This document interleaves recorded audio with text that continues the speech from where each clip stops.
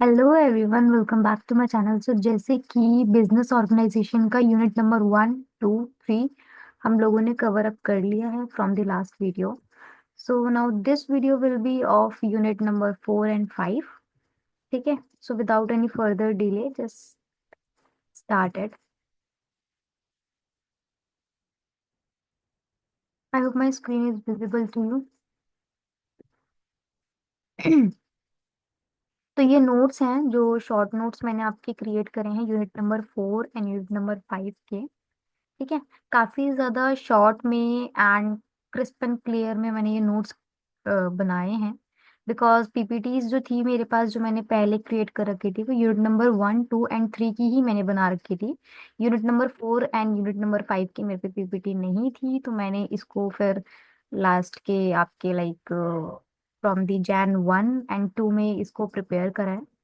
सो इसके लिए मैं आपको गाइड करूंगी कि यूनिट नंबर 4 एंड 5 अगर आप पढ़े ना, तो एसओएल की बुक जरूर साथ में रखें। ठीक है, तो जो टॉपिक आपको लगता है कि मुझे इसमें और क्लैरिटी चाहिए, या फिर रीडिंग कंसेप्ट थोड़ा सा कम है, तो वो आप एसओएल की बुक से कवर अप करके चल सकते हो।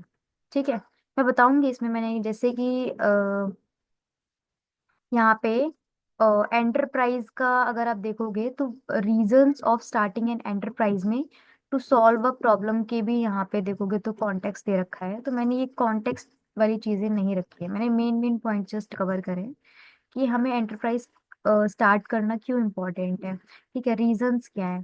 तो फर्स्ट ऑफ ऑल ये प्रॉब्लम सॉल्व करता है, एक्सप्लॉइट करता है idea to fill a gap. So just main main point मैंने कवर अप करे। बट हाँ, आपको कॉन्सेप्ट बिल्कुल क्लियर हो जाएगा। एंड ये टॉपिक्स अगर मेन मेन अगर आपको याद रहे ना, तो आप एग्जाम्स में तो लिख ही सकते हो। तो यूनिट नंबर 4 जो है वो आपका वो एंटरप्रेन्योरशिप फाउंडिंग द बिजनेस पे है। राइट, तो ये पूरा का पूरा सिलेबस है जो आपको पढ़ना है। ठीक है, इंपॉर्टेंट टॉपिक्स ये हैं जो बिल्कुल भी आपको स्किप नहीं करने हैं। ठीक है, इसके बाद स्टार्ट करते हैं हमारा topic number 1, entrepreneur, entrepreneurship and enterprise. सबसे पहले एंटरप्रेन्योर को देखते हैं कि एंटरप्रेन्योर बेसिकली होता कौन है। An entrepreneur is an individual who identifies a business opportunity, takes the initiative to start a new business, and assume the associated risk and responsibilities. So basically, entrepreneur basically एक person होता है जो identify करता है एक business opportunity को। ठीक है, बिजनेस अपॉर्चुनिटी को आइडेंटिफाई करता है, उसको इनिशिएट करता है to start a new business. ठीक है, एंड अगर वो चलेगा नहीं चलेगा उसका वो रिस्क भी क्या करता है, एज्यूम करता है, मान के चलता है कि अगर मेरे ये बिजनेस नहीं रन किया तो मुझे ये रिस्क झेलना पड़ सकता है। ठीक है, तो वो सारी चीजें, सारी रिस्पॉन्सिबिलिटीज वो लेके चलता है। ठीक है, so I hope I am very much clear with the stump. Entrepreneur, entrepreneur basically एक इंडिविजुअल होता है जो आइडेंटिफाई करता है बिजनेस अपॉर्चुनिटी को, एंड इनिशिएटिव लेता है to start a new business with assuming the risk and responsibilities. Right, ठीक है, अगर आप इन अदर टर्म्स में देखोगे तो एंटरप्रेन्योर जो होते हैं वो इनोवेटर्स होते हैं, जो न्यू आइडियाज या फिर न्यू प्रोडक्ट्स और सर्विसेज को प्रमोट करते हैं, लेकर आते हैं मार्केट में। एंड रिस्पॉन्सिबल होते हैं for organising resources to create value. ठीक है, वैल्यू क्रिएट करने के लिए they often create business by introducing new ideas, service और technology, and can be seen as risk taker as they invest time, money and efforts in bringing their vision to life. तो entrepreneurs को हम basically risk taker भी कहते हैं, because वो लोग अपना काफी ज्यादा टाइम, मनी, एफर्ट्स अपने न्यू आइडियाज में लगाते हैं। ठीक है, बाकी वो चले या ना चले, that's depend on the idea and the solution, problem and solution. ठीक है, एंटरप्रेन्योर के बेसिकली कैरेक्टरिस्टिक क्या होते हैं। सबसे पहले तो इनोवेटिव बहुत ज्यादा होते हैं। इनोवेटिव इसलिए होते हैं क्योंकि न्यू आइडियाज ये मार्केट में लेकर आते हैं, या फिर एक स्ट्रैटेजी हो गई या फिर न्यू आइडियाज हो गए जो हमारे एग्जिस्टिंग प्रोडक्ट्स हैं उसमें इम्प्रूवमेंट लाते हैं। ठीक है, रिस्क टेकर तो ये होते ही हैं बिकॉज फाइनेंशियल लॉस लेके चलते हैं, टाइम जो भी इन्वेस्ट कर रहे हैं उसका लॉस, प्रॉफिट अगर नहीं भी हुआ तो फिर वो फर्म कैसे चलाएंगे। तो ये सारी सिचुएशन वो लेके चलते हैं, तो रिस्क टेकर हैं। विजनरी हैं। विजनरी इसलिए हैं क्योंकि उनके दिमाग में ऑलरेडी एक गोल रहता है कि भाई मुझे ये मेरा आइडिया है एंड इससे ये चीजें हो सकती है इन फ्यूचर। ठीक है, तो वो क्या है, एक विजन ही तो है ना जो आप क्रिएट कर रहे हो। तो एंटरप्रेन्योर जो होते हैं उसमें उनमें काफी क्लियर विजन होता है। ठीक है, जो भी उन्होंने प्लान किया होता है वो ट्राई करते हैं कि उसको अचीव करें। राइट। इसके बाद डिसीजिव, डिसीजन टेकिंग तो होते ही है एंटरप्रेन्योरशिप, एंटरप्रेन्योर्स। ठीक है, काफी क्विक एंड इफेक्टिव डिसीजंस लेते हैं ताकि उनकी प्रोग्रेस होती रहे। लीडरशिप एंड मोटिवेशन रहता है बिकॉज वो एंटरप्रेन्योर जो होते हैं जैसे कि मेरा कोई आइडिया है, I am the entrepreneur of that idea. ठीक है, मैंने अपना बिजनेस ओपन करा, सो मैं ही उसको लीड करूंगी, मैं ही अपने एम्प्लॉयज को मोटिवेट करूंगी। ठीक है, तभी जाके वो बिजनेस आपका वर्क कर पाता है। ठीक है, इसके बाद टाइप्स देखोगे तो टाइप्स ऑफ एंटरप्रेन्योर्स में बिल्डर हो सकते हैं। बिल्डर कौन होते हैं? जो create scalable business within a short time frame, hiring the talent and seeking the investor. Right. Opportunists stay on board during the time of growth and exit when business hit its peak. ठीक है, innovators कौन होते हैं? Come with a great idea और product that no one has thought of before. Specialised कौन होते हैं? Strong skill set in a specific area obtained through education of apprenticeship. Builders basically वो लोग होते हैं जो काफी बिजनेस बना लेते हैं with in a short time frame by hiring talent, talent को हायरिंग करके, इन्वेस्टर्स को सीख करके वो लोग अपना लाइक प्रॉफिट एंड बिजनेस को क्रिएट कर लेते हैं। अपॉर्चुनिस्ट कौन होते हैं? जो जो लोग ना वेट करते हैं अपॉर्चुनिटी का आने का एंड देन जब उनको लगता है कि हाँ भाई ये this is a good time to enter in the market, वो एंटर करते हैं। एंड जब उनको लगता है कि हाँ अब मैंने इसमें काफी चीजें कर ली हैं तो वो लोग एग्जिट भी हो जाते हैं। ठीक है, it depends on them. Innovators कौन होते हैं? इनोवेटर्स वो लोग होते हैं जिनके दिमाग में कोई न्यू इन्वेंशन या फिर न्यू आइडिया आता है। ठीक है, यूनिक, तो वो लोग इनोवेटर्स होते हैं। स्पेशलाइज्ड वो लोग होते हैं जिन्होंने किसी स्पेसिफिक एरिया में काफी स्ट्रॉन्ग एजुकेशन ली होती है। ठीक है, अपनी स्पेशलिटी ली होती है, तो उसको हम स्पेशलिस्ट बोलते हैं। सेकंड होता है एंटरप्राइज। एंटरप्राइज क्या होता है? एंटरप्राइज रेफर्स टू बिजनेस और organization that is created through entrepreneurship. Basically अगर बिजनेस की जो फर्म होती है ना, जहाँ पे आपका बिजनेस ऑपरेट करता है, ठीक है, उसी को आप एंटरप्राइज करते हो। ठीक है, एंटरप्राइज कहते हो। It is legal entity or an organized effort of entrepreneurs that bring together resource, capital, labor, technology, etc. to produce goods and services. Basically एक legal entity होती है या फिर लीगल एंटिटी कह लो या फिर ऑर्गेनाइजेशन कह लो, जहां पे आप क्या करते हो ना, कैपिटल, लेबर, टेक्नोलॉजी, ये सारे रिसोर्स को मिला के आप क्या करते हो, गुड्स एंड सर्विसेज को प्रोड्यूस करते हो। जो टर्म है ना enterprise can also denote a large organisation और a business venture aimed at achieving a specific goal. Basically जो टर्म एंटरप्राइज है वो उसको हम ऐसे भी मान सकते हैं कि ये लार्ज ऑर्गेनाइजेशन है जिसका मेन एम क्या है, to achieve its goal. Forms of enterprise. Enterprise के फॉर्म्स बताओ। अगर आपने यूनिट नंबर 2 पढ़ी है तो उसमें मैंने आपको फॉर्म्स ऑफ एंटरप्राइज बताए थे। ठीक है, तो फॉर्म्स ऑफ एंटरप्राइज में सबसे पहले तो सोल प्रोप्राइटरशिप आती है। ठीक है, ये सारी चीज मुझे एक्सप्लेन करने की नीड तो नहीं है बिकॉज मैंने यूनिट नंबर 2 में ऑलरेडी कवर अप कर रखी है, तो उसकी वीडियो आप देख लेना। ठीक है, पार्टनरशिप फर्म होती है, कंपनी होती है, ये चीज यहाँ से हटा दो।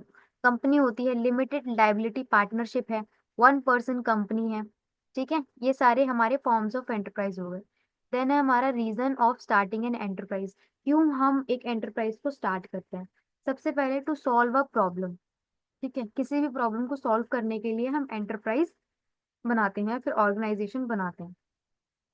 टू एक्सप्लॉइट एन आइडिया, या फिर आपके दिमाग में कोई आइडिया होता है उसको एग्जीक्यूट करना है मार्केट में। ठीक है, वो उस रीजन से भी आप एंटरप्राइज को क्रिएट करते हैं। And to fill a gap, कोई भी सर्विस का है या फिर आपको लग रहा है कि हमारे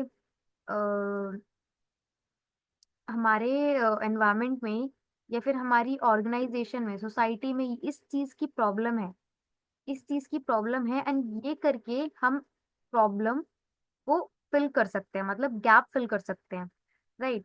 तो वो आप क्या करते हो, उस प्रॉब्लम को सॉल्व करने के लिए आप सॉल्यूशन प्रोवाइड करते हो, ठीक है। तो फिल अ गैप। एंटरप्रेन्योरशिप क्या होता है? Entrepreneurship is the process of starting and operating a new business, typically involving the creation of an innovative productive और service, managing risk and developing a business model that generates profit.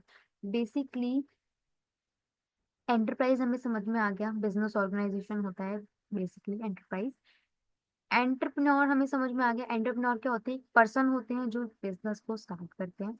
Entrepreneurship basically वो process होता है जिस process में आप हो ना, business start कर रहे हो, ठीक है, ऑपरेट कर रहे हो, क्रिएट कर रहे हो प्रोडक्ट एंड सर्विसेज को, ठीक है, मैनेज कर रहे हो अपने रिस्क को, ठीक है, न्यू बिजनेस मॉडल को क्रिएट कर रहे हो, प्रॉफिट जनरेट कर रहे हो, इस सब को, ये जो प्रोसेस चल रहा है ना, इसी को हम एंटरप्रेन्योरशिप कहते हैं, ठीक है। इन अदर वर्ड्स देखना चाहो तो entrepreneurship can be defined as the process of developing, organizing and running a business activity with a motive of earning profit. दोनों में से आपको जो सी भी डेफिनेशन अच्छी लग रही है, you can write, it's up to you. It is a dynamic, multi-phase, multifaceted activity that requires a combination of creativity, management skills, and preservation. It can be termed as the art of creating a business and generating the employment for others. Entrepreneurship is high risky but also can be highly rewarding as it serves to generate economic wealth, growth and innovative.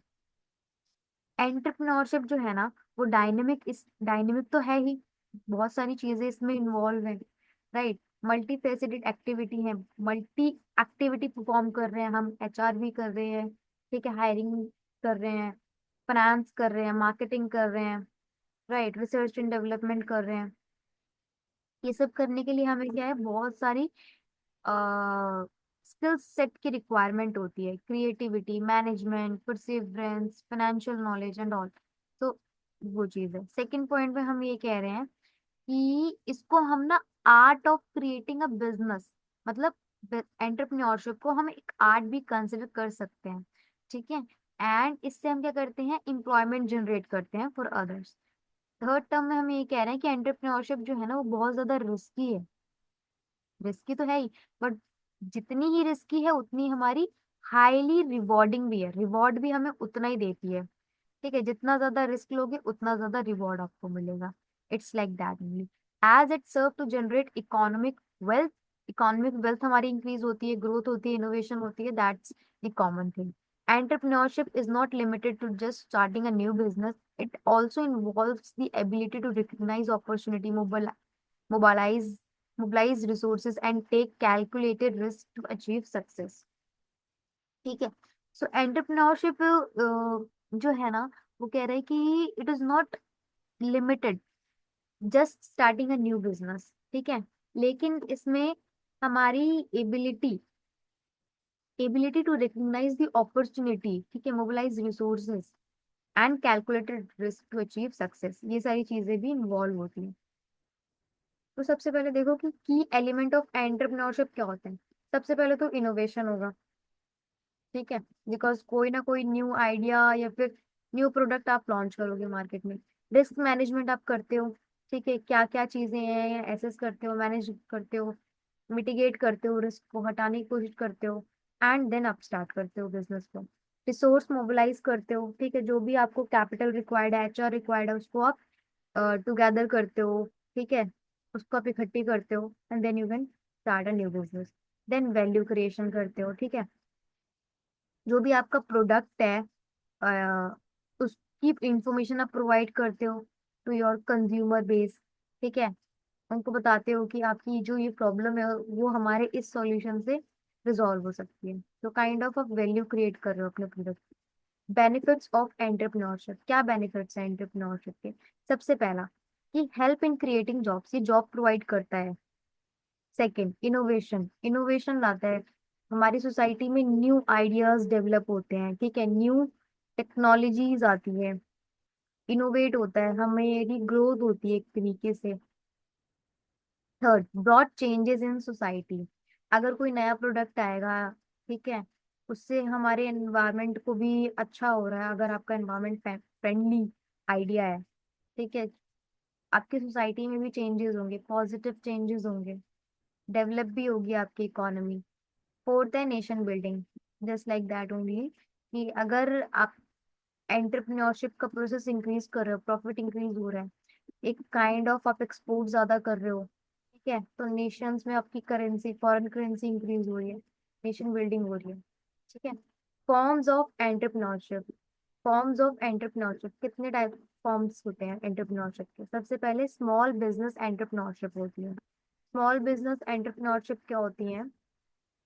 Ventures are usually started by the people who have limited resources and do not have any plan to expand the business in future.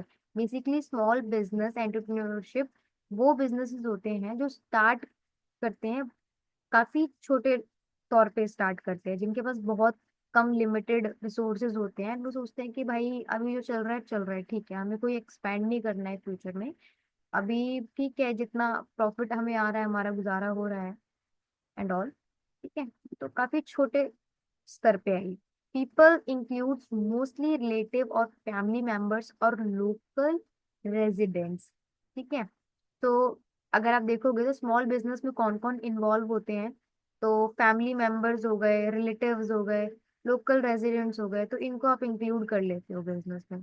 Features देखोगे तो single product होता है आपका, limited scope होता है, and risk aversion होता है, मतलब इतना ज्यादा रिस्क नहीं है। स्केलेबल स्टार्टअप एंटरप्रेन्योरशिप कौन होते हैं? Form with a view of changing the world. Scalable startup entrepreneurship वो एंटरप्रेन्योरशिप होती है जो फॉर्म होती है with a view of changing the world, ठीक है। Initially these entrepreneur start the business with a limited fund, but eventually attract the investor, expand the scale. Third, they usually work on the experimental model and hire the best of the employees. Feature क्या होते हैं इनके? Vision होता है, revenue generation होता है, capital होता है। अगर आपने शार्क टैंक देखा होगा तो वहां पे ना काफी लोग आते हैं, ठीक है, वो अपने बिजनेस को एक्सप्लेन करते हैं, सारी चीजें बताते हैं कि हमने ऐसे ऐसे अपने बिजनेस को स्टार्ट किया था, हम पे इतना फंड था, देन हमें इतनी इतनी ग्रोथ मिली, and now we want to expand more. For that reason, we required capital from him. ठीक है। सो फिर उनको अगर पोटेंशियल लगता है तो दे इन्वेस्ट इन दैट। तो it is just like that only, कि स्केलेबल स्टार्टअप एंटरप्रेन्योरशिप जो होती है वो एक व्यू से स्टार्ट होती है of changing the world.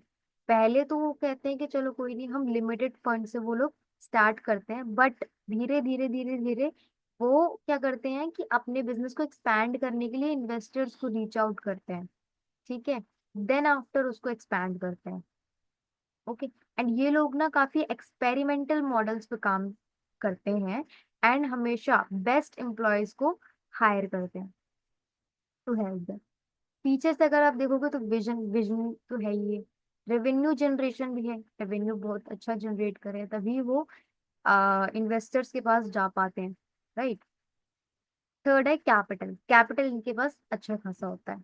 Large company entrepreneurship कौन होता है? Large company entrepreneurship is a type of entrepreneurship where the life cycle of the organization are already defined, ठीक है।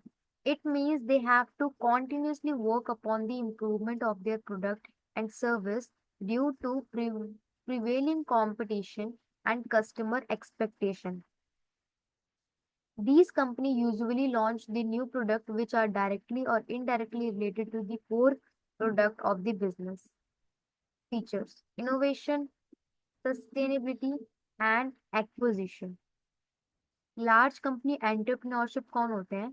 ये एक एंटरप्रेन्योरशिप होती है जहाँ पे ना life cycle of the organization जो होता है ना वो ऑलरेडी डिफाइंड होता है, ठीक है। जैसे कि गूगल हो गया, फेसबुक हो गई, माइक्रोसॉफ्ट हो गई, ये बहुत लार्ज कंपनीज हैं, ठीक है, जिनका ना हमें पता है कि ये कंपनीज क्या करती हैं, हमें इनका लाइफ साइकिल पता है कि ये बेसिकली सोशल मीडिया कंपनीज हैं, इंफॉर्मेशन प्रोवाइड करती हैं, लाइक दिस ओनली।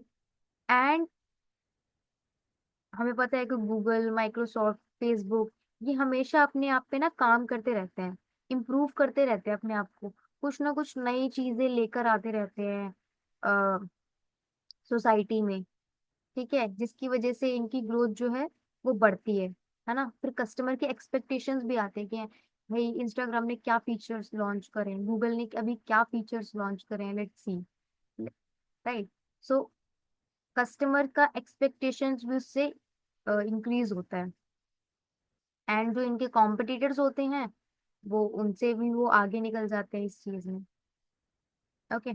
सो ये न्यू प्रोडक्ट्स भी लॉन्च करते हैं, न्यू आइडियाज भी लॉन्च करते हैं, भले ही वो रिलेटेड हो या फिर नहीं हो to the core product of that business, but they are launching. Google अपने ऐड भी चलाता है, सारे तरह के ऐड चलाता है वो, चाहे रेलेवेंट हो चाहे इररेलेवेंट हो, वो चलाते हैं।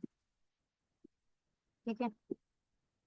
कभी कोई न्यू किसी को प्रोडक्ट लेना होता है, न्यू बिजनेस होता है किसी का, तो उसकी भी ऐड चलाते हैं।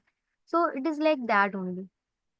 फीचर्स देखोगे तो सेम, इनोवेशन तो है ही, सस्टेनेबिलिटी रहती है इसमें, एंड एक्विजिशन रहता है। सोशल एंटरप्रेन्योरशिप बेसिकली क्या होता है? Social entrepreneurship can be understood as a process of finding social problems and finding and implementing solutions. You eradicate the social problem, basically ये एंटरप्रेन्योरशिप जो होती है ना, ये सोशल प्रॉब्लम्स को हटाने के लिए क्रिएट होती है, इतना ही। The motive still is to earn profit.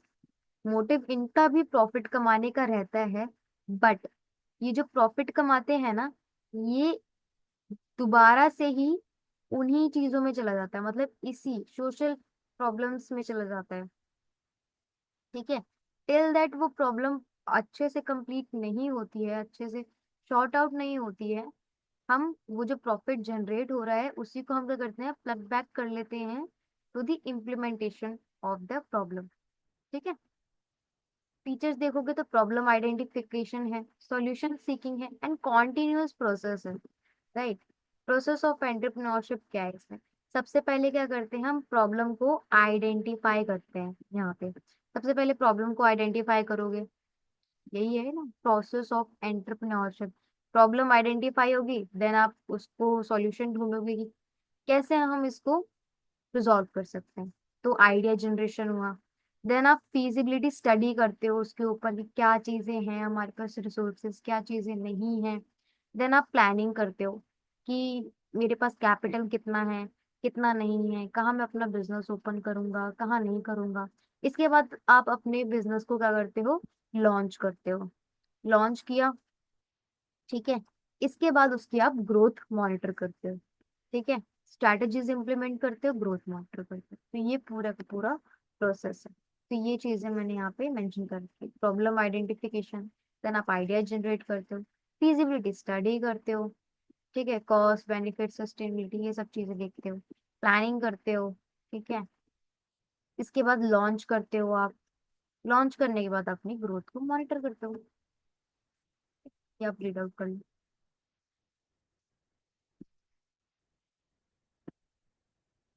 Entrepreneurial ideas and opportunities in the contemporary business environment। सबसे पहला इसमें कौन है?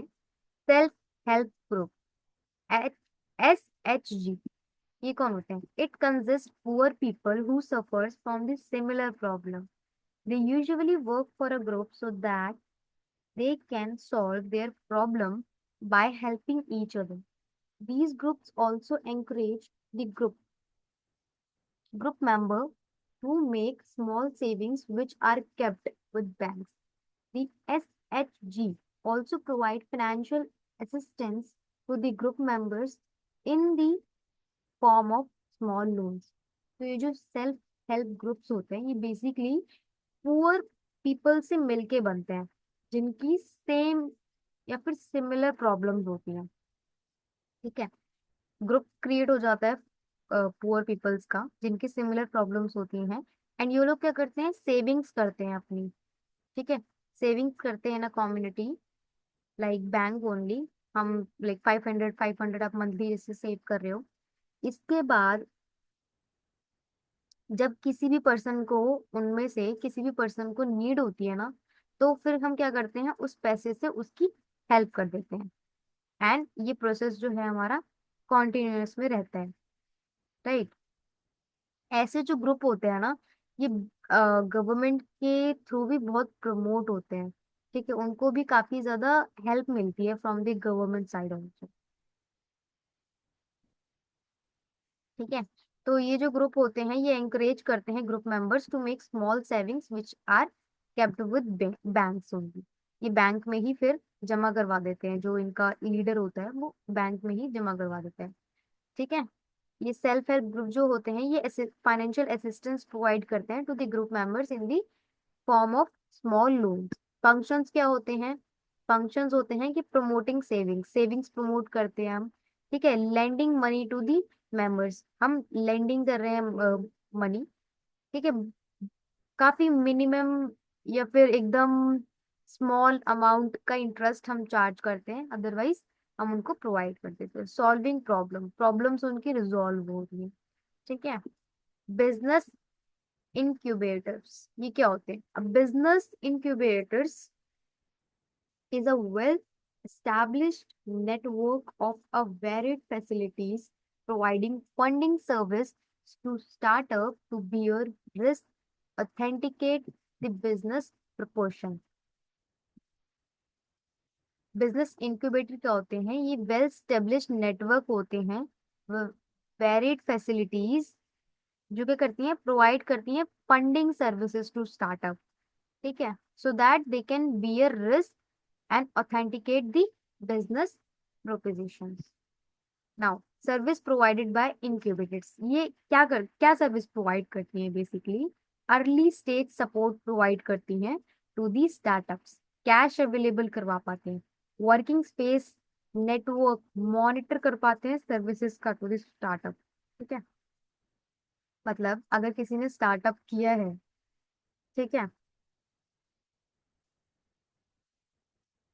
तो उसको फंडिंग सर्विसेज दिलवाता है। ठीक है, फंडिंग सर्विसेज दिलाता है ताकि उनमें सबसे पहले तो वो स्टेबल हो पाए, इसके बाद वो रिस्क बियर कर पाए। ठीक है, एंड क्या क्या सर्विस अगर आप देखोगे वन बाय तो अर्ली स्टेज सपोर्ट तो हम प्रोवाइड कर रहे हैं to the startup, cash available करवा पा रहे हैं, वर्किंग स्पेस दिला रहे हैं, नेटवर्किंग हम उन्हें दे रहे हैं।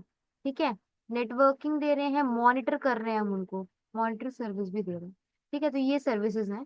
गवर्नमेंट लॉन्च इंक्यूबेटर्स, कौन कौन से गवर्नमेंट के द्वारा लॉन्च किए हुए इंक्यूबेटर्स हैं? National science and technology entrepreneurship development सबसे पहला, then Indian science and technology entrepreneurship, entrepreneurs parks and business association. ये ना नाम पूछ लेते हैं, तो ये नाम आप याद रखो कि what are the some business incubators present in India, like this only.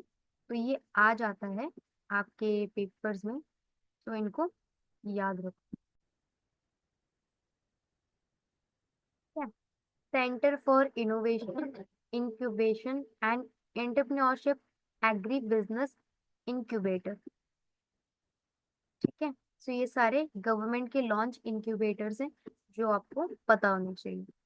Stages of incubation, क्या स्टेजेस है इंक्यूबेशन के? सबसे पहले प्री इंक्यूबेशन होगा जिसमें funds available for research activities, सबसे पहले फंड अवेलेबल करवा जाएंगे for the research activity. Then early stage incubation में क्या होता है, funds available for marketing, legal and accounting services के लिए।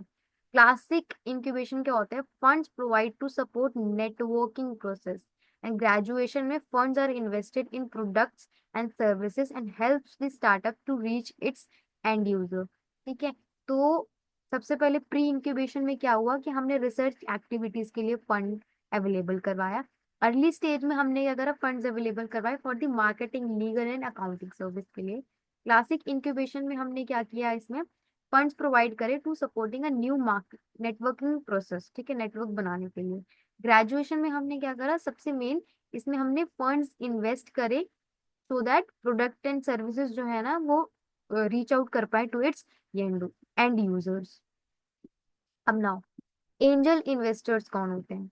Angel investors basically they are the investors having a high level of net worth and interesting in providing funds to the new entrepreneurship। Basically ये investors होते हैं जिनका high level of net worth होते हैं, ये interested होते हैं to provide funds to new entrepreneurs.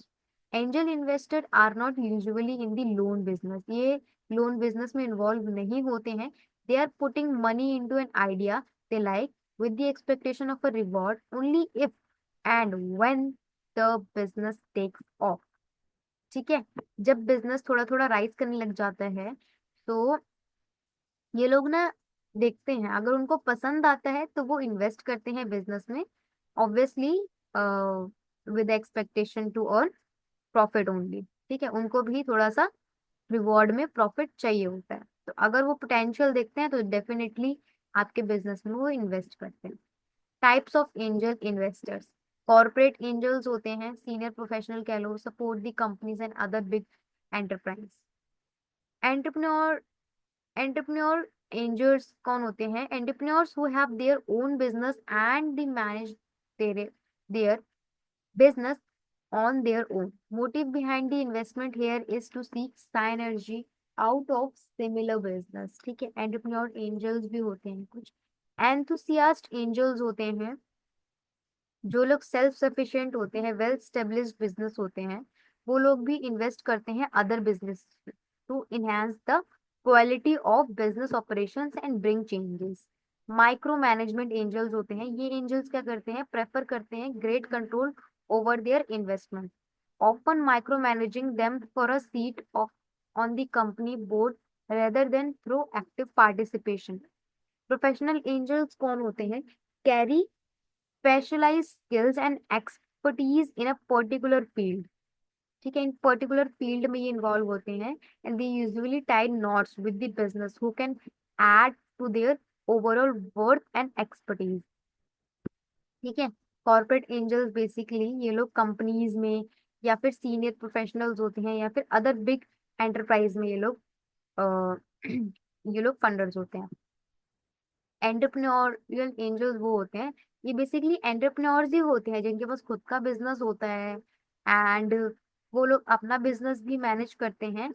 And motive behind the investment here is to seek synergy out of similar business. Basically ये देखते हैं एंड अगर उन्हें आइडिया पसंद आते हैं दूसरे एंटरप्रेन्योर्स के तो वो लोग इसमें इन्वेस्ट भी करते हैं। एंथुसियास्ट एंजल्स वो होते हैं जो सेल्फ सफिशिएंट होते हैं, वेल स्टेब्लिश्ड भी होते हैं। ठीक है, बट फिर भी वो लोग इन्वेस्ट करते हैं अदर बिजनेस, दूसरे के बिजनेस में, ताकि उनकी क्वालिटी ऑफ ऑपरेशंस जो हैं वो इम्प्रूव हो पाए एंड उसमें चेंजेस भी वो लोग ला पाए। माइक्रो मैनेजमेंट एंजल्स बेसिकली वो एंजल्स होते हैं जिनका ग्रेट कंट्रोल होता है इन इन्वेस्टमेंट में, वो काफी एनालाइज करते हैं चीजों को चीजों को एनालाइज करते हैं एंड कंपनी बोर्ड में बेसिकली वो ज्यादा क्या करते हैं, इन्वेस्ट करते हैं, एक्टिव पार्टिसिपेशन रहने के बजाय। प्रोफेशनल एंजल्स कौन होते हैं? प्रोफेशनल एंजल्स बेसिकली एक एरिया में उनकी एक्सपर्टीज होती है, ठीक है, एंड उसी को वो क्या करते हैं, अ, उसी से वो इन्वेस्टिंग करते हैं। ठीक है, एक्सपर्ट होते हैं in a particular field and इससे usually tie knots with the business who can add to their overall worth and expertise.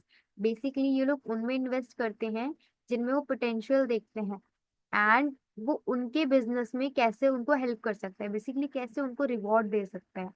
ठीक है, कैसे वो ऐड कर सकते हैं उनकी नेटवर्क में वैल्यू, तो ये प्रोफेशनल एंजल्स होते हैं। ठीक है, government initiative for entrepreneurship in India, government ने क्या इनिशिएटिव लिए हैं फॉर एंटरप्रेन्योरशिप इन इंडिया? सबसे पहले स्किल इंडिया लेकर आया था। ठीक है, launched by Government of India in 2015। Skill India is a mission to train the youth in a various skills to make them employable। This initiative is crucial for supporting entrepreneurship by providing skilled labor for new business. तो skill India लेकर आए थे हम लोग, जिसमें हमने हमारा M जो था ना वो एवरी जो यूथ है हमारा उसको एम्प्लॉयबल बनाने के लिए हमने ये लॉन्च किया था। स्टार्टअप इंडिया लॉन्च किया था, जिसमें गवर्नमेंट ने प्रमोट किया था न्यू बिजनेस आइडियाज को।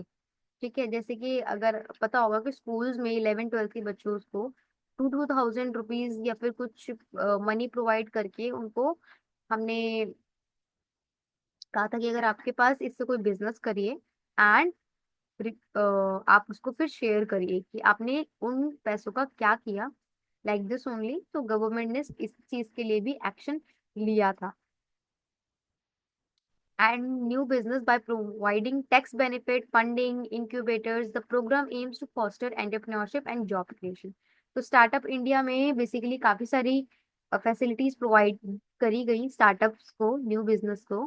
ठीक है, टैक्स बेनिफिट दिया गया, फंडिंग दी गई, इंक्यूबेटर्स प्रोवाइड करे गए। ठीक है, मेक इन इंडिया लाया गया। मेक इन इंडिया 2014 में लॉन्च किया गया with a goal of encouraging national and international companies to manufacture their product in India.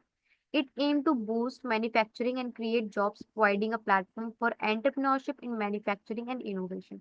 तो मेक इन इंडिया लेके आए हम लोग, जिसमें हमने प्रमोट करा कि हम हमारे जो प्रोडक्ट्स बनेंगे वो इंडिया में बनेंगे, एंड इससे क्या होगा, मैन्युफैक्चरिंग इंडस्ट्रीज बढ़ेंगी। ठीक है, जिससे जॉब क्रिएशन बढ़ेगा एंड इनोवेशंस तो आएगी, हम लोग सेल्फ सफिशिएंट बनेंगे rather than depending on others for the similar products, right. Then globalization has increased the opportunities for Indian entrepreneurs to expand internationally. Indian business can now tap into global market, access technology and attract international investment. ठीक है, सो ये सारी government के द्वारा entrepreneurship में initiatives थे। इनको detail में भी पढ़ना है तो डिटेल में मैंने यहाँ पे दिया हुआ है। ठीक है, मेक इन इंडिया के 4 पिलर्स। तो 4 पिलर्स क्या थे, ये चीजें तो मैंने ऊपर बता दी थी कि scheme launch by the prime minister Narendra Modi in 2014, intending to boost the domestic manufacturing sector and also augment investment into the country. Make in India के अगर आप ऑब्जेक्टिव देखोगे तो raise in manufacturing sector growth 12 to 14% per year, jobs additional jobs in manufacturing sector, increase in the manufacturing sector share in the GDP, having an environmental and sustainable growth। तो ये सारे objectives थे हमारे make in India के प्रति। 4 pillars अगर आप देखोगे तो मेक इन इंडिया के 4 पिलर्स हमारे यहाँ पे हैं। न्यू इंफ्रास्ट्रक्चर होगा, न्यू माइंडसेट डेवलप होगा, न्यू सेक्टर क्रिएट होंगे एंड न्यू प्रोसेस हमारे यहाँ पे आएंगे। So new process according to make India the most crucial element for encouraging entrepreneurship is ease of doing business. Ease of doing business आएगा। Numerous things have already been done to enhance the business climate. The goal is to eliminate license and deregulate the sector throughout a company life cycle. ठीक है, new processes आएंगे, new infrastructure आएगा for the industry to grow. Access to modern functional infrastructure is required in order to provide cutting edge infrastructure with a modern high speed connectivity and new integrated logistics system. The government plans to create smart cities and industrial corridors. Infrastructure modernization in industrial cluster will strengthen existing infrastructure.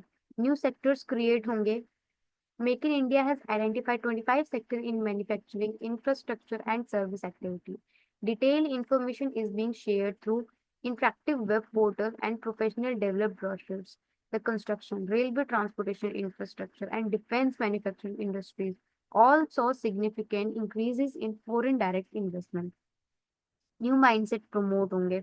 The industry is used to seeking the government as regulator. Make in India wants to change that by bringing about a paradigm shift in how the government interacts with the industry. The government will partner with the industry in economic development it will be intermediary approach, not a regulator approach.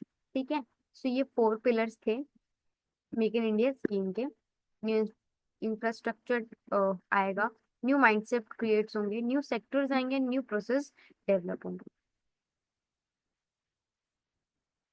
ना startup India के बारे में in detail knowledge लेनी थी। तो startup India जो है वो काफी इंपॉर्टेंट गवर्नमेंट स्कीम है that was launched on 16 January 2016 with the aim to promote support the startup India by providing a bank finance. There is an ample of inspiring success stories of people who have their own road of innovation and dreams like Make My Trip, Flipkart, Zomato. They are the startups जो अभी अभी काफी good level पे हैं। Startup India scheme is based majorly on 3 pillars which are mentioned below।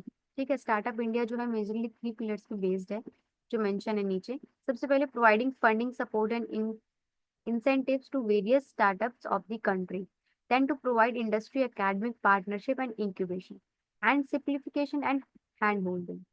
ठीक है, तो ये सारी चीजें थी जो प्रोवाइड की हैं, हमें फंडिंग सपोर्ट मिलती थी, incentives to the various startups, tax benefits मिलते थे। ठीक है, इंक्यूबेशन मिले हैं हमें जो हमें प्रॉपर गाइडेंस प्रोवाइड करते हैं। Simplification and hand holding support तो है ही।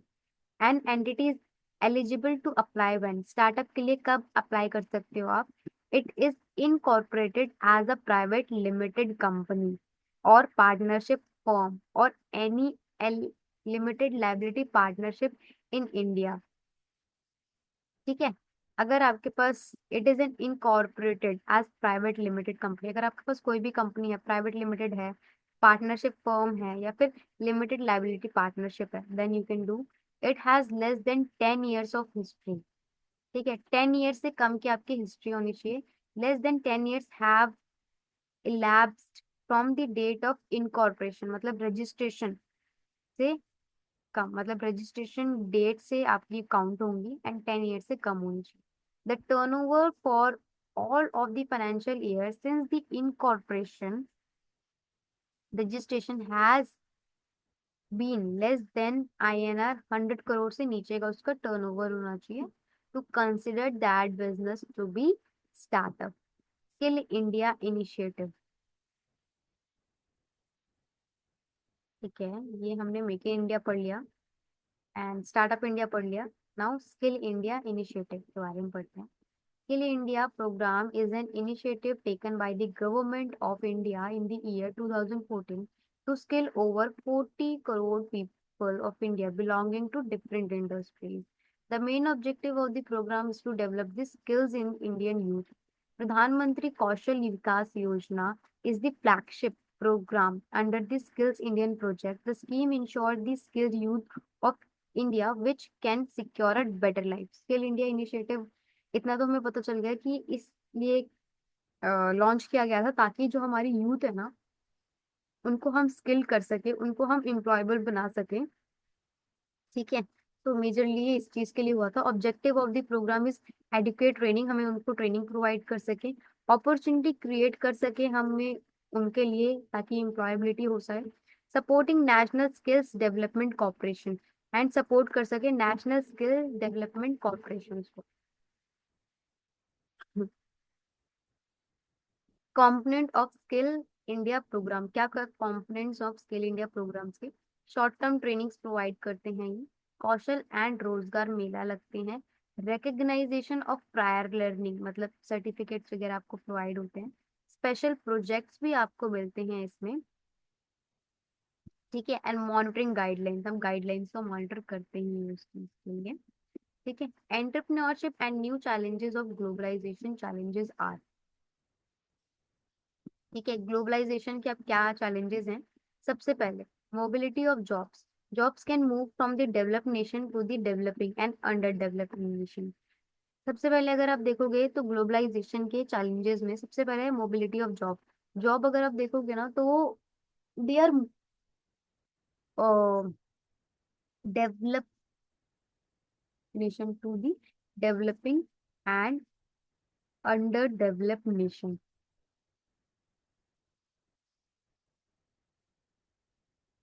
ठीक है।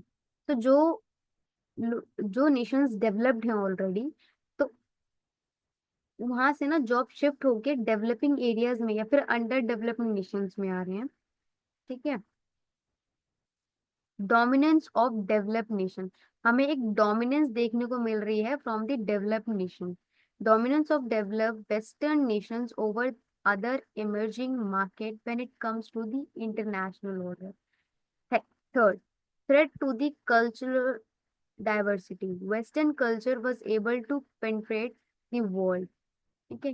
ये चीजें हैं हमें जो हम चैलेंजेस फेस करते हैं। अगर आप इसमें लिखना हो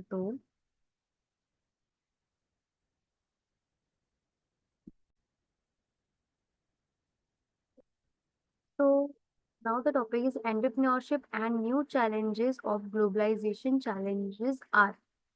ठीक है। सो एंटरप्रेन्योरशिप एंड ग्लोबलाइजेशन में क्या चैलेंजेस हैं? बेसिकली फर्स्ट चैलेंज ये है कि मोबिलिटी ऑफ जॉब्स हो रही है। ग्लोबलाइजेशन का मतलब क्या होता है? जब आपके बिजनेस ना इंटरनेशनल लेवल पे आ जाते हैं, राइट।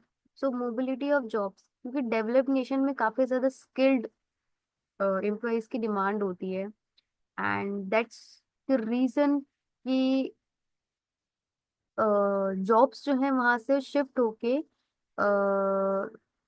मतलब मोबिलिटी होती है जॉब्स की, and move from the developed nation to the developing and under developed nation. Dominance of developed nations होते हैं यहाँ पे। डेवलप्ड नेशंस क्यों होते हैं? क्योंकि वेस्टर्न नेशंस जो होते हैं इनकी जो मार्केट्स होती हैं वो काफी ज्यादा डेवलप्ड होती है, उनकी इकोनॉमी अलग होती है, काफी ज्यादा अपने लाइक सोसाइटी में फेमस होती हैं ये लोग। ठीक है। इंटरनेशनली इतना डेवलप कर लेते हैं कि वहाँ पे एंटरप्रेन्योरशिप तो अभी जस्ट आया ही है, उसकी ब्रांचेस इतनी जगह है ही नहीं, मतलब सरवाइव नहीं हो पाता है। तो डोमिनेंस हम फेस करते हैं डेवलप्ड नेशंस का। Threat to cultural diversity, cultural diversity हमारे बीच में आ जाती है क्योंकि वेस्टर्न कल्चर जो होता है वहाँ पे, तो वो ज्यादा चलता है वर्ल्ड में। तो कल्चरल डाइवर्सिटी आ जाती है, कल्चरल डिफरेंस आ जाता है हम लोगों के बीच में।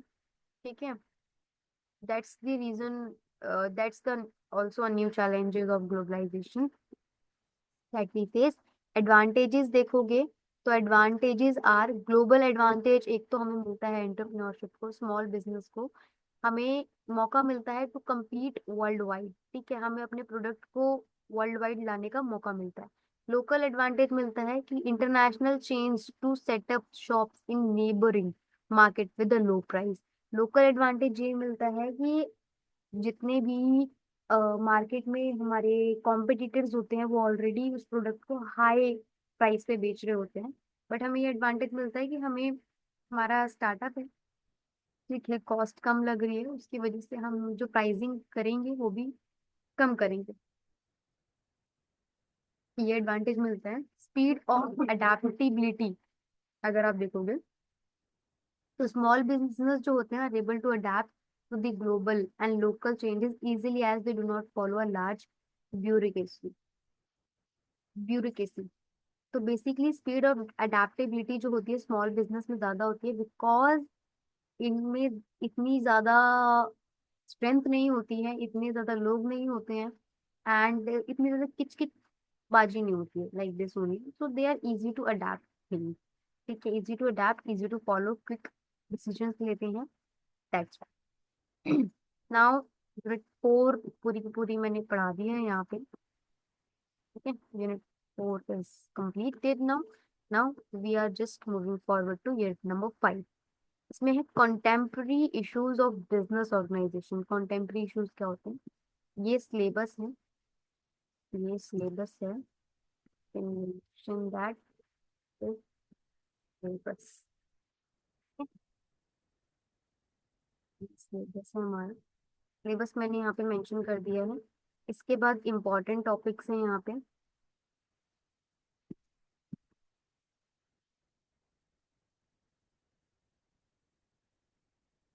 इम्पोर्टेंट टॉपिक्स यहाँ पे हैं जो आपको बिल्कुल भी स्किप नहीं करनी है, वो मैंने मेंशन कर दिए हैं, राइट।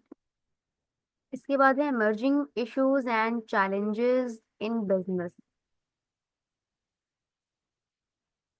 ठीक है, क्या इश्यूज और चैलेंजेस हैं जो निकले हैं हमारे बिजनेस में। First, innovation in organisation design. Organisation design क्या होते हैं, रेफर्स टू द स्ट्रक्चर और framework within which the organisation operate. ठीक है, आपका ऑर्गेनाइजेशन कैसे चल रहा है, ठीक है, फ्रेमवर्क क्या है आपके ऑर्गेनाइजेशन का। राइट, फ्रेमवर्क होता है ना कि जैसे हायर लेवल, फिर हमारे टॉप लेवल मैनेजर होते हैं, फिर मिडिल लेवल मैनेजर होते हैं, लोअर लेवल मैनेजर होते हैं, फिर वर्कर्स होते हैं। तो फ्रेमवर्क क्या है आपकी ऑर्गेनाइजेशन की, कौन से स्ट्रक्चर में वो चल रही है। The aim is to ensure that the organisation operate efficiently and meets its strategic goal. As business become more complex and interconnected, organizations are adopting innovative structure that promotes flexibility and responsiveness to change.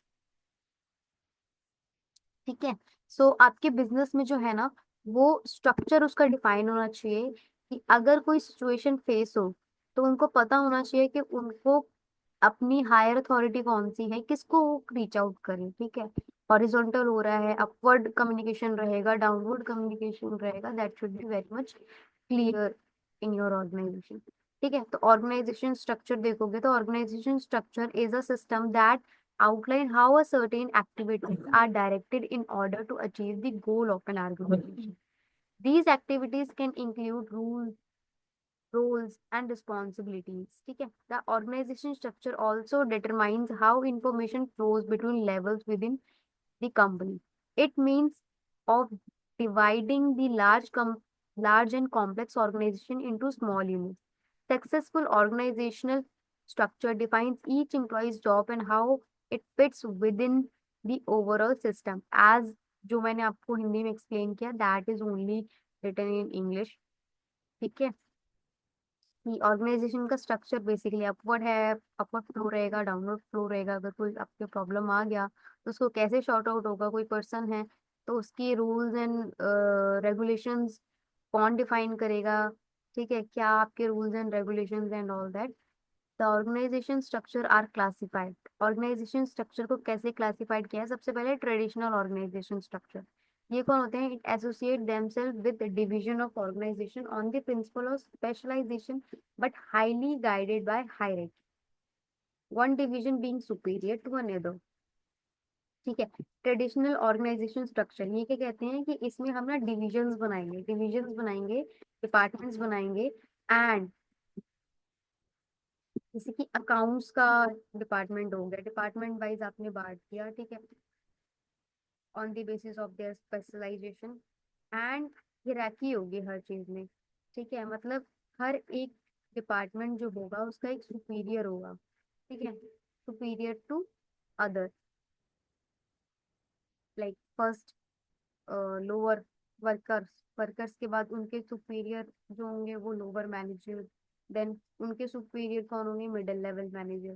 ठीक है, तो traditional organisation भी होती थी ऐसे कि सबसे पहले हायर अथॉरिटीज के नीचे नीचे नीचे, देन तो आपके टॉप लेवल मैनेजर में हायर ओनर्स आते थे। एंड मॉडर्न ऑर्गेनाइजेशन स्ट्रक्चर देखोगे तो इसमें क्या होता है, it also associate themselves to the principle of specialisation but do not believe in superiority of one function over another। ठीक है, तो ये एसोसिएट करते हैं to the principle of specialisation, मतलब मानते हैं स्पेशलाइजेशन को, बट द थिंग इज कि बिलीव नहीं करते सुपेरियर, मतलब सुपीरियर पे। ठीक है, कि ये लोग सीनियर हैं, ये नहीं है, मतलब वो कहते हैं कि सभी का काम जो है, सभी का फंक्शन जो है वो इक्वली इम्पोर्टेंट है, एंड मतलब वो हॉरिजॉन्टली रख रहे हैं मॉडर्न ऑर्गेनाइजेशन स्ट्रक्चर में। ठीक है, तो ट्रेडिशनल ऑर्गेनाइजेशन स्ट्रक्चर को अगर आप इन डेप्थ में देखोगे तो they look like pyramid where organization is divided at three levels: top, middle, and lower level of management, as I said, where all the major decisions are communicated to mid-level and low-level management by the top level. I hope it is very much clear now. Traditional structure can be divided into, traditional structure को आप divide कर सकते हो functional structure में, ठीक है। Under this basis group of activities is done on the basis of function to be perform like production, marketing, HR, finance etcetera. ठीक है। प्रोडक्ट स्ट्रक्चर में देखोगे तो ये जो स्ट्रक्चर है ना, ये डिवाइड होगा on the basis of the product wise. For every product that organisation product there is a different department for it. Geographical structure देखोगे तो it is an appropriate organisation that have a multiple area of operation in different geographical location. ठीक है। तो इस चीजों में आप functional, product and geographical के बेस में आप इनको डिवाइड कर सकते हो।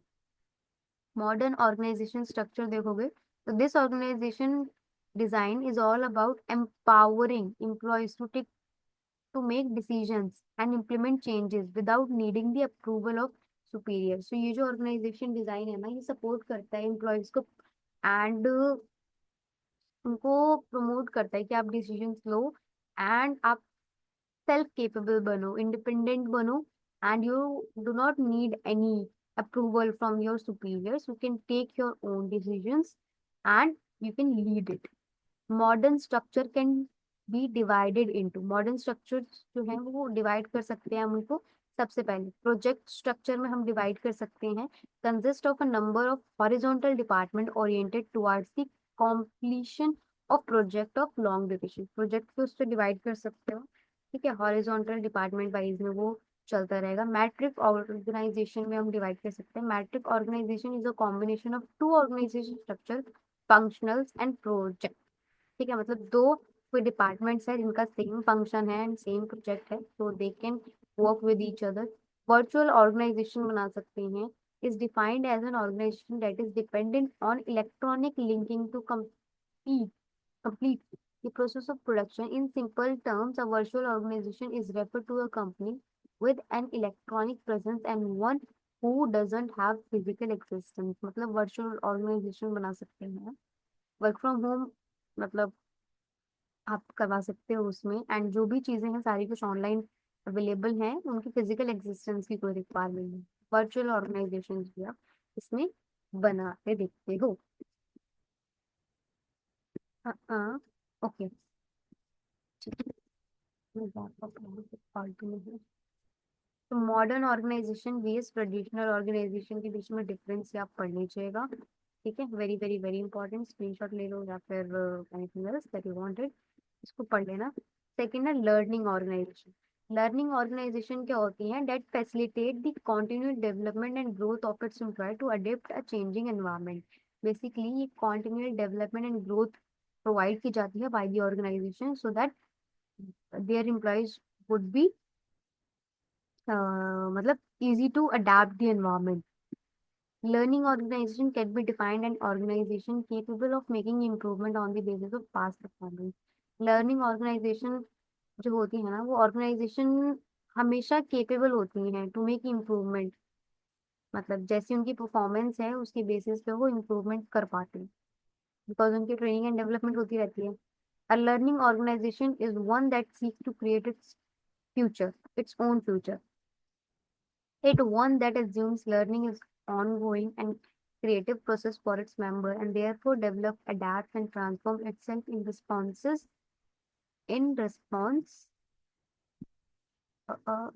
to the needs and aspiration of people both inside and outside itself। तो लर्निंग ऑर्गेनाइजेशन जो है वो ये मानती है कि लर्निंग जो है ना वो very very very important component, तो हमें लर्निंग कर लेना चाहिए, करनी चाहिए एंड ऑनगोइंग प्रोसेस है एंड काफी ज्यादा क्रिएटिव है। ठीक है। लर्निंग करते रहोगे तो आप नई स्किल्स सीखोगे that you will implement in his business only. ठीक है। So it is like that only. की कैरेक्टर्स देखोगे तो कॉन्टिन्यूअस लर्निंग हमेशा इसमें रहती है, इंकरेज करते हैं हम अपने एम्प्लॉयज को to upgrade their skills and knowledge. Knowledge sharing रहती है, क्रिएट हम ऐसा एनवायरनमेंट क्रिएट करते हैं जहाँ पे नॉलेज जो होती है शेयर्ड होती है, न्यू आइडिया शेयर होते हैं, नर्चर होते हैं। ठीक है। हम अपने सजेशंस दे पाते हैं ऑर्गेनाइजेशन को। ठीक है। इनोवेशंस रहता है हमारा यहाँ पे।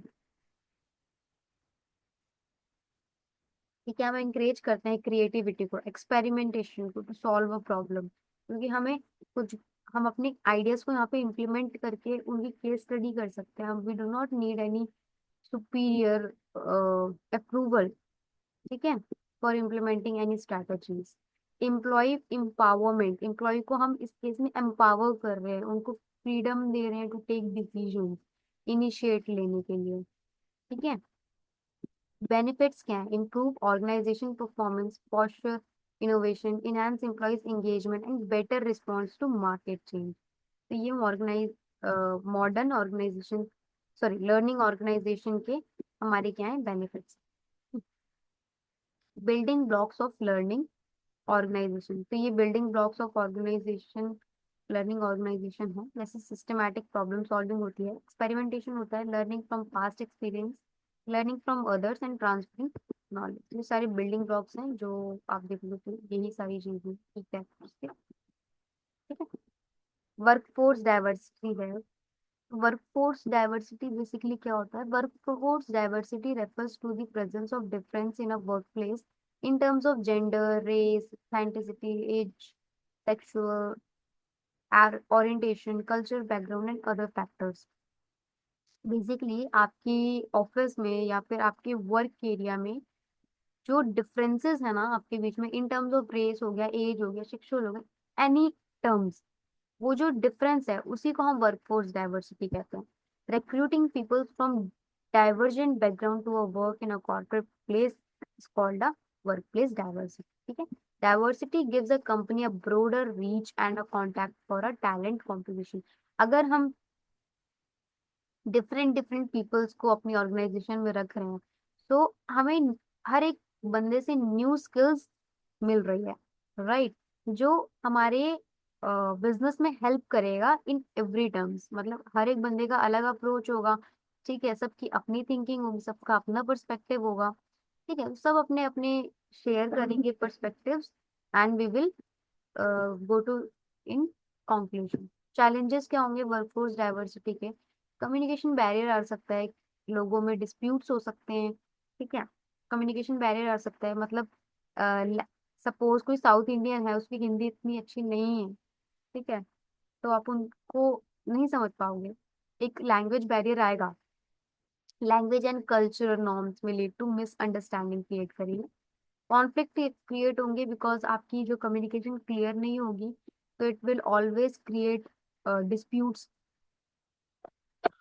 आपने गाइड किया कि आपको ऐसे ऐसे करना है, but the other person is not clear due to language issues, तो इट विल क्रिएट कॉन्फ्लिक्ट। क्या आपने मुझे बोला था ऐसा? बट द थिंग इज क्या आपने तो नहीं बोला।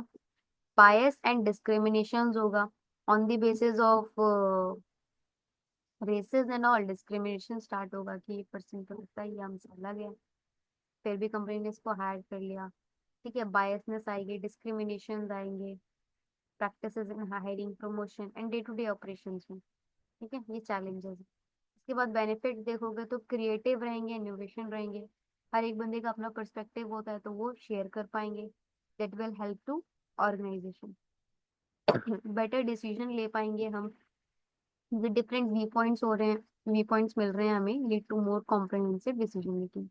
ब्रॉडर मार्केट रीच, हम ज्यादा से ज्यादा मार्केट को रीच कर पाएंगे।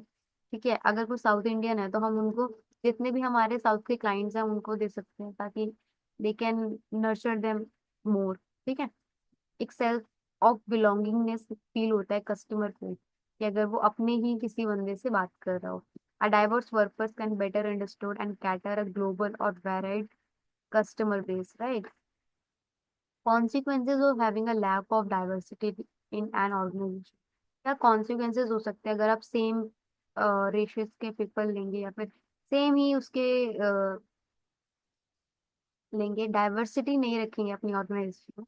तो अनसेटिस्फैक्ट्री एम्प्लॉयज आप देख सकते हैं, लिमिटेड पर्सपेक्टिव हो सकता है सबका, कि सबकी सेम लेवल ऑफ थिंकिंग हो। लैक ऑफ मोटिवेशन आ सकता है because there is nothing newness in your business.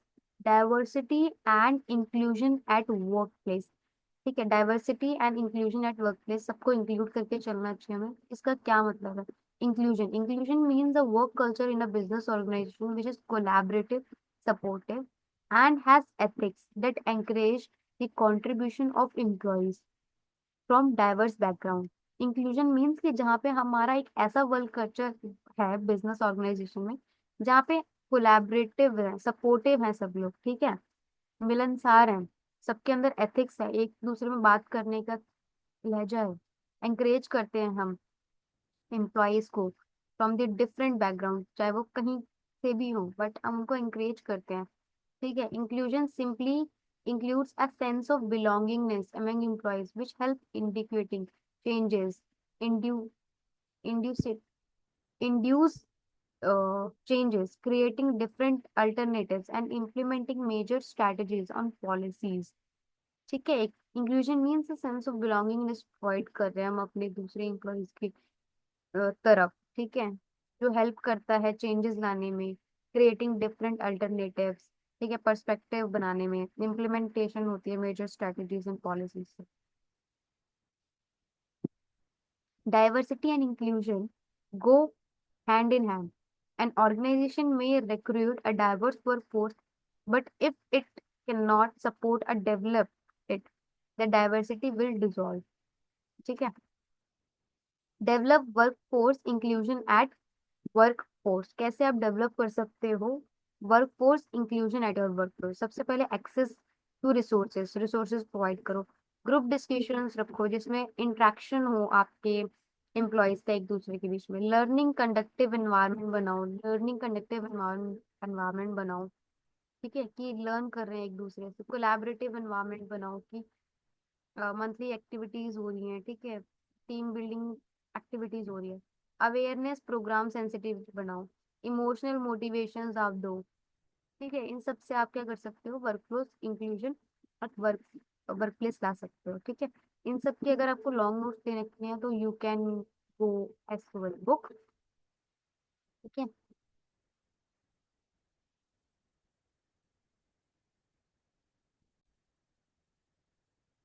तो नाउ फ्रेंचाइजिंग क्या होती है? Franchising is a business model in which the owner of a trademark brand और business franchisor grants the right to operate under that brand name to franchisee in exchange for fees and royalties. तो franchising basically एक business model होता है जिसमें जो owner होता है ना, जिसने ट्रेडमार्क लिया होता है या फिर ब्रांड होते हैं, ठीक है, जो क्या करता है ना कि दूसरे किसी फ्रेंचाइजी को क्या करता है, अपना ब्रांड नेम दे देता है टू यूज इट, ठीक है, जैसे अग्रवाल हो गया, ठीक है, तो इसकी काफी सारी फ्रेंचाइजीज हैं जो कहता है कि मेरा ब्रांड नेम यूज कर लो एंड उसके बदले में आप मुझे एक फीस या फिर रॉयल्टीज या फिर इतना परसेंटेज ऑफ प्रॉफिट अपना शेयर कर देना, ठीक है। सो इसको हम बोलते हैं फ्रेंचाइजिंग, ठीक है, जहाँ पे अपना ब्रांड नेम या फिर ट्रेडमार्क शेयर करती है ऑफ रियल ओनर अपना ट्रेडमार्क शेयर कर रहा है to the others. Franchising refers to an arrangement between the two parties. One party is known as franchisor and the another party is known as franchisee. That franchisor allows the franchisee to use its name and technology for the marketing and selling process. As I said, the franchisor gives some rights to franchisee for which they charge a fee or commission. The franchisee is given the authority to use the trademark and the brand name. The most common example of franchising agreement in India are that of food chains like McDonald's, Domino's, Pizza Hut, Subway, Burger King, etc. ठीक है, तो ये सब अपनी franchises चलाते हैं। Type of franchise, franchise कितने type की होती है? सबसे पहले प्रोडक्ट फ्रेंचाइजीज होती है, इसमें क्या करते हैं, allow the franchisee to sell the goods of manufacturer. Manufacturing franchisees की होती है जो अलाउ करती है फ्रेंचाइजी को to even the manufacture the product as well as the distribution of that product. Business format franchising क्या होती है, allows the franchisee to use its name, brand name and in return provides the services also, ठीक है। तो ये सारी types है, product भी कहती हैं कि चलो प्रोडक्ट भी बेच लो हमारे नाम से, एक कहती हैं कि चलो आप मैन्युफैक्चर भी कर लो, उसको डिस्ट्रीब्यूट भी करवा दो। एक होते हैं पूरा बिजनेस फॉर्मेट जो अलाउ कर देता है फ्रेंचाइजी को टू यूज नेम भी मेरा ले लो, ब्रांड भी ले लो, and in return provides the service, and in return आप सर्विसेज भी प्रोवाइड कर दो। बेनिफिट ऑफ फ्रेंचाइजिंग, फ्रेंचाइजिंग के क्या बेनिफिट होता है? सबसे पहले तो रैपिड एक्सपेंशन होता है, ठीक है। क्योंकि एक्सपेंशन होता है क्योंकि ऑलरेडी उस बिजनेस ने अपना ब्रांड बना लिया, अपना नाम बना लिया, तो अग्रवाल का नाम सुनेंगे तो उनके दिमाग में एक पॉजिटिव इमेज बनेगी, जिससे आपका बिजनेस जो है वो जल्दी ग्रो करेगा। लोअर रिस्क रहता है क्योंकि franchisee bear the cost and risk of setting up the new location. अगर कोई न्यू बिजनेस है, उसको अपना नाम बनाने में काफी टाइम लगेगा। मेरे पे दो ऑप्शन है, अग्रवाल है, नॉर्मल किसी नए स्वीट ओनर ने वो शॉप ओपन करी है, definitely I go to Agarwal. अगर वहीं अगर उसने अग्रवाल के नाम की खोली होती तो मुझे लगता है अग्रवाल ने लगता है नया अपना बिजनेस सेटअप करेंगे, ठीक है। तो लोअर रिस्क रहता है, ब्रांड रिकग्निशन रहती है माइंड में कि अरे ये तो अग्रवाल है। तो माइंड में हमेशा एक ब्रांड का नाम रहता है, कस्टमर बेस उसकी ऑलरेडी क्लियर होती है। चैलेंजेस क्या होते हैं फ्रेंचाइजिंग के? सबसे क्वालिटी कंट्रोल डिस्टर्ब होता है, क्योंकि जरूरी तो नहीं है कि जिसको आपने अपने ब्रांड नेम को यूज करने को दिया है वो पोटेंशियल हो, ठीक है। मे भी हो सकता है कि वो बैड क्वालिटी का सूट सेल कर रहा हो अग्रवाल के नेम से, तो ब्रांड नेम भी खराब हो रहा है, ठीक है। डिपेंडेंसी हो रही है, डिपेंडेंसी इसलिए हो रही है क्योंकि फ्रेंचाइजी को ना हर चीज के लिए फ्रेंचाइजर से परमिशन लेनी पड़ती है। हर चीज के लिए उनसे पूछना पड़ता है कि ये कर लें, ये कर लें, नहीं आपके ब्रांड नेम को कुछ होगा तो नहीं। डिपेंडेंसी क्रिएट हो रही है। फ्रेंचाइजी ऑटोनॉमी रहती है, ये balancing standardisation with local customisation from franchisees. अपने आप से कुछ फ्रेंचाइजी कस्टमाइज नहीं कर सकते, फिर कुछ भी नहीं कर सकते, ठीक है। आउटसोर्सिंग और बिजनेस प्रोसेस आउटसोर्सिंग क्या होती है? Outsourcing is the practice of delegating certain business process or function like IT service, customer support to external service provider। Basically outsourcing एक एक्टिविटी होती है जिसमें हम क्या कहते हैं ना कि हमारे वर्क को ना हम बाहर दे देते हैं कि आप हमारा काम कर दीजिए, मतलब किसी और से सर्विस ले लें, काइंड ऑफ, उसको बोलते हैं आउटसोर्सिंग। सपोज मैं मोबाइल बनाती हूँ, तो उसके जो पार्ट्स है ना वो असेंबल करने के लिए मैं उसको चाइना भेज देती हूँ। तो वो मैंने क्या कर लिया, मैंने अपनी सर्विस को, मैन्युफैक्चरिंग वाली जो सर्विस है उसको आउटसोर्स कर लिया, ठीक है। समझ में आ गया आपको? It means transferring a form non core activities to an external provider. It means getting some business activities accomplished through an outside agency। Outside agency से हमने कोई सर्विसेज करवा ली, ठीक है, नॉन कोर सर्विसेज करवा ली। For instance, a manufacturing firm, instead of setting up its own advertising department, may outsource the advertising work to some advertising agency। तो अगर आप देखोगे ना तो फॉरेन कंपनीज में ना मोस्टली वो बिजनेस सेटअप कर लेता है, बट एडवर्टाइजिंग के लिए ना वो डेवलपिंग कंट्रीज ढूंढता है। जैसे कि इंडिया में काफी सारे बीपीओज रन करते हैं, अगर आपने सुना है तो बीपीओ है ना, बीपीओ कॉल सेंटर्स, वहाँ पे वैकेंसीज निकली हैं, तो मोस्टली वहाँ पे कॉलिंग वर्क ही होता है जहाँ पे आप उनके प्रोडक्ट्स को क्या करते हो, प्रमोट करते हो, ठीक है। सो काइंड ऑफ एडवर्टाइजिंग की सर्विस उन्होंने हमसे क्या कर रखी है, आउटसोर्स कर रखी है। In an outsourcing agreement there are two parties. Outsourcing की चीज में, एग्रीमेंट में टू पार्टीज होती हैं। सबसे पहले outsourced, the client company which wants to outsource a business process, and second होता है vendor और external provider who provides the service to the company like BPO। जो मैंने एडवर्टाइजिंग के केस में बताया, तो इंडिया इज वेंडर, ठीक है। हम एक्सटर्नल प्रोवाइडर हैं जो उनको सर्विस दे रहे हैं। आउटसोर्स कौन हुआ यहाँ पे? फॉरेन कंपनीज जो चाहती हैं आउटसोर्स करना। Outsourcing enables a company to concentrate on its core activities by contracting out the non-core and routine activities to outsourcers. There is no need for the firm to recruit and train and pay workers on permanent basis to undertake non-core activities। ठीक है, outsourcing लाने से हमारा फायदा ये हो जाता है कि हम अपनी कोर एक्टिविटीज जो होती है ना, मेन एक्टिविटीज, उन पे ज्यादा फोकस कर पाते हैं रेदर देन रेगुलर एक्टिविटीज। ठीक है, हमें अपना टाइम वेस्ट नहीं करना होता है by providing trainings to the employees and taking them as a permanent which is not needed.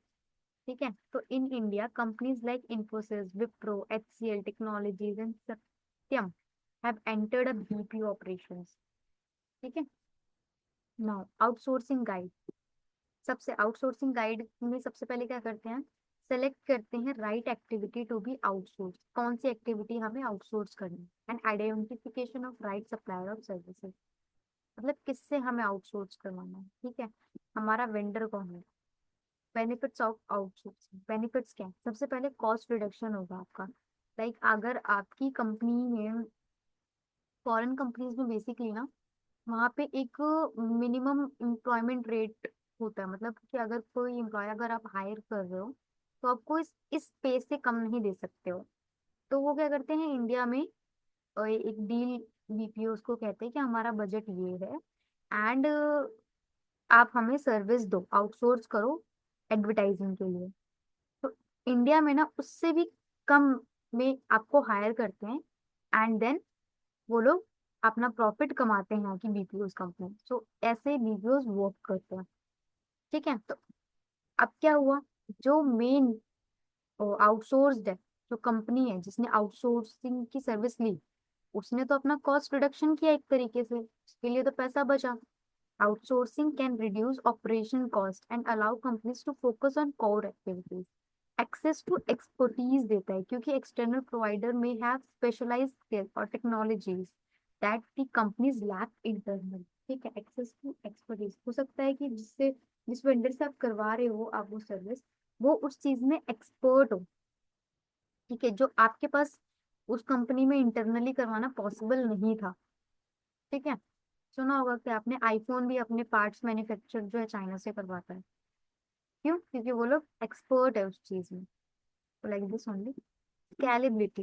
Outsourcing offers the flexibility to scale operation up or down based on demand. ठीक है, तो outsourcing जो है ना वो ऑफर्स करता है flexibility to scale operations up और डाउन, मतलब डिमांड, ऑन डिमांड बेसिस वो अपनी स्केलेबिलिटी बढ़ा सकते हैं। चैलेंज ऑफ आउटसोर्सिंग, क्या चैलेंज है आउटसोर्सिंग, सबसे पहले क्वालिटी, वही चीज क्वालिटी में कॉम्प्रोमाइज होती है। Second, security and privacy risk होता है कि अगर आपको कोई सीक्रेट प्रोजेक्ट लॉन्च करना है, तो the thing is you have to rely on the third party and you have to provide the information to them. ठीक है, लॉस ऑफ कंट्रोल रहता है आपका, क्योंकि आउटसोर्सिंग में ना लेस कंट्रोल रहता है, क्योंकि आप आउटसोर्स करवा रहे हो, दूसरी कंट्री से करवा रहे हो, फंक्शन प्रोसेस सारी चीजें उनकी अलग होती है। तो लॉस ऑफ कंट्रोल आपका वहाँ पे लूज हो जाता है। राइट, इसके बाद है हमारा ई कॉमर्स।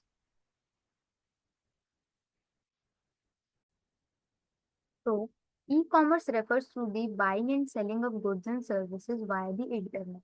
तो buying and selling of goods and services होती है with the help of internet. E commerce include करती है buying and selling of goods, goods को हम बाय एंड सेलिंग कर सकते हैं ई कॉमर्स, इंफॉर्मेशन को हम बाय एंड सेल कर सकते हैं, और सर्विसेज को हम बाय एंड सेलिंग सकते हैं। क्लासिफिकेशन ऑफ ई कॉमर्स, देखो बी टू बी भी हम डील कर सकते हैं, बी टू सी मतलब बिजनेस टू कंज्यूमर भी डील कर सकते हैं, consumer to business, C to B भी डील कर सकते हैं, कंज्यूमर टू कंज्यूमर भी डील कर सकते हैं। ये classification of e commerce. Trends in e commerce, e commerce के ट्रेंड क्या है। सबसे पहले देखोगे तो ओमनी चैनल रिटेलिंग होती है, जिसमें integration of online and offline channels to provide seamless customer service, जिसमें हम दोनों चीजें प्रोवाइड करते हैं कस्टमर को, ऑनलाइन भी एंड ऑफलाइन भी। ठीक है, नाउ मोबाइल कॉमर्स, जिसमें एम कॉमर्स होती है, growth of shopping via smartphone and mobile apps. ठीक है, जिसमें हम क्या करते हैं, ऑनलाइन शॉपिंग प्रोवाइड करते हैं, जिससे आप, जैसे अमेजोन हो गए, फ्लिपकार्ट हो गए, सब मोबाइल एप्स के थ्रू शॉपिंग होती है। Personalisation, leveraging data and AI to provide customise shopping experience. अगर आप देखोगे तो जो लेंस कार्ट है वो एआई का यूज करता है, जिससे हम देख सकते हैं कि हम पे कौन सा चश्मा अच्छा लग रहा है, तो वो पर्सनलाइजेशन एक्सपीरियंस दे रहा है अपने कस्टमर को। बेनिफिट्स ऑफ ई कॉमर्स क्या है कि ग्लोबल मार्केटिंग है, मतलब ग्लोबली अवेलेबल है, लोअर ट्रांजेक्शन कॉस्ट, 25 से 24/7 वर्किंग है। ठीक है, आप नाइट को भी उसमें ऑर्डर प्रोसीड कर सकते हो, business and consumer direct contact रहता है, बिजनेस एंड कंज्यूमर का डायरेक्ट कॉन्टेक्ट है। कस्टमर सेटिस्फैक्शन रहता है। चैलेंजेस देखोगे तो साइबर सिक्योरिटी का रिस्क रहता है कि अभी भी लोगों को बिलीव नहीं है, मतलब ट्रस्ट इश्यूज रहते हैं, कस्टमर ट्रस्ट, कस्टमर का ट्रस्ट भी यहाँ से रहता है कि ओवरकमिंग स्पेक्टिंग रिगार्डिंग प्रोडक्ट क्वालिटी कैसी होगी, ऑनलाइन पेमेंट सिक्योरिटी कैसी है, पेमेंट कर दी बट नहीं आया, ठीक है। Logistic and delivery, meeting of customer expectation for quick and reliable deliveries, अगर आपको कल चाहिए वो मटेरियल बट हो सकता है कि किसी रीजन से वो डिले भी हो सकता है, 1-2 दिन बाद आए, 3-4 दिन बाद आए, तो ये सारी चैलेंजेस होती है। गवर्नमेंट एंड बिजनेस इंटरफेस क्या होता है? The government and business interface refers to the relationship between the business and government entities. Government plays a critical role in shaping the business environment through policies, regulation, and public service. ठीक है। Government and government and business का relationship है इसमें। तो government जो है ना, काफी क्रिटिकल रोल प्ले करता है in shaping the environment through by making policies, business environment को। Business and the government are very important part of any country. A stable government can help any business and economy grow. The government should play an important role and encourage people to be involved in the development activities by providing a good infrastructure and environment. Responsibilities क्या होती हैं of the business towards the government? Responsibilities ये होती हैं कि tax पे अच्छे से करे, वॉलेंटरी प्रोग्राम्स रन करे, गवर्नमेंट के कॉन्ट्रैक्ट्स को फॉलो करें। रिस्पॉन्सिबिलिटी ऑफ गवर्नमेंट क्या होती है टुवर्ड्स द बिजनेसेस? कि इंफ्रास्ट्रक्चर प्रोवाइड करे, इंफॉर्मेशन प्रोवाइड करे, ट्रांसफर ऑफ टेक्नोलॉजी प्रोवाइड करे, स्टेबल इकोनॉमी रखें, लाइक दिस। की areas of government business interaction और role of the government in business, क्या रोल होता है गवर्नमेंट का बिजनेस में? सबसे पहले रेगुलेशंस एंड कंप्लायंसेस में होता है कि गवर्नमेंट रेगुलेट करता है इंडस्ट्रीज को to ensure fair competition, protect करता है कंज्यूमर को एंड सेफ गार्ड करता है एनवायरमेंट। टैक्सेशन पॉलिसीज बनाता है, tax law impact business profit and investment strategies. Government often provide tax incentives and subsidies to encourage certain business activities. Government always जो small businesses होते हैं उनको कुछ सब्सिडीज प्रोवाइड करता है, टैक्स बेनिफिट्स प्रोवाइड करता है। पब्लिक सर्विस देखोगे तो government provide infrastructure, roads, power etcetera which are directly impact business operation. Trade policies बनाता है, इसमें गवर्नमेंट सेट करता है export import regulation, tariffs, charges and trade agreements that affect business engage in international commerce. ये सारे की areas हैं जो गवर्नमेंट में, जिसमें इंटरेक्शन रहता है गवर्नमेंट और बिजनेस। चैलेंजेस देखोगे इसमें तो ब्यूरोक्रेसी रहती है, जिसमें excessive red tape and regulatory complexity can hinder the business operations. Corruption रहती है इसमें, ब्राइबरी मतलब यहाँ पे ब्राइब दी जाती है, करप्शन होता है, can distort market competition, increase the cost of doing business. Changing regulations रहते हैं, sudden changing laws and regulation can disturb the business operation. Sustainability in business, sustainability in business refers to operating in a manner that meets the needs of the present without compromising the ability of future generation to meet their needs. In other words, sustainability in business means doing the business activities without hampering the environment, society, the situation at the large. Sustainability basically होता है कि आप कोई business activities perform कर रहे हो without hampering the environment, ठीक है, एनवायरमेंट को हार्म करे बिना, सो दैट कि अगर आपकी आने वाली फ्यूचर हो उस रिसोर्सेज को यूज करना हो तो they can also use it easily. ठीक है, तो it involves creating economic environment and social values. Highlighted की हाइलाइट्स ऑफ सस्टेनेबिलिटी क्या है? कि impact of the business has on the environment, क्या इम्पैक्ट है जो आप बिजनेस एक्टिविटीज परफॉर्म कर रहे हो एनवायरमेंट में। And the impact of business on the society, क्या इम्पैक्ट है आपके बिजनेस का सोसाइटी में, ठीक है। तो दो इम्पैक्ट इंपॉर्टेंट है बिजनेस का, एनवायरमेंट पे, सोसाइटी पे। ये एलिमेंट्स ऑफ सस्टेनेबिलिटी, क्या एलिमेंट्स है सस्टेनेबिलिटी के? सबसे पहले एनवायरमेंट की रिस्पॉन्सिबिलिटी होती है, बिजनेस की एनवायरमेंटल रिस्पॉन्सिबिलिटी होती है कि जिसमें हमें पॉल्यूशन नहीं कम पॉल्यूशन कम करना है, ठीक है। रिसोर्सेज को अच्छे से यूज करना है, वेस्ट नहीं करना है उनको, कार्बन CO2 गैस नहीं रिलीज करवानी है, ठीक है। सोशल रिस्पॉन्सिबिलिटीज होती हैं आपकी, जिसमें आपको लेबर को फेयर वेजेस देना होता है, एम्प्लॉयमेंट जनरेट करनी होती है, अपने ह्यूमन राइट्स प्रोवाइड करने होते हैं एवरीवन। इकोनॉमिक रिस्पॉन्सिबिलिटीज होती हैं बिजनेस की, ensuring that the business operation remains profitable, also considering long-term impacts on the environment and the society. Benefits of sustainability क्या है? ब्रांड की लॉयल्टी बनी रहती है कि भाई ये बिजनेस काफी सोसाइटी के बारे में सोचता है, प्रायोरिटाइज करता है सस्टेनेबिलिटी को, एंड एनवायरमेंट प्रोटेक्शन रखता है। ठीक है, तो एक ब्रांड लॉयल्टी बढ़ती है आपकी। कॉस्ट सेविंग होती है कि efficient resources management often lead to cost saving, like energy efficient operations. Competitive advantage रहता है आपका कि business that are seen as responsible and ethical are often viewed more favorable by investors, customers and employees. ठीक है। challenges देखोगे तो higher initial cost होती है आपकी, क्योंकि बहुत ज्यादा आप एनवायरमेंट को फोकस करते हैं, अपने सोसाइटी को फोकस करते हैं, तो ऑलवेज आपका इन्वेस्टमेंट रेट जो होता है ना वो हाई हो जाता है।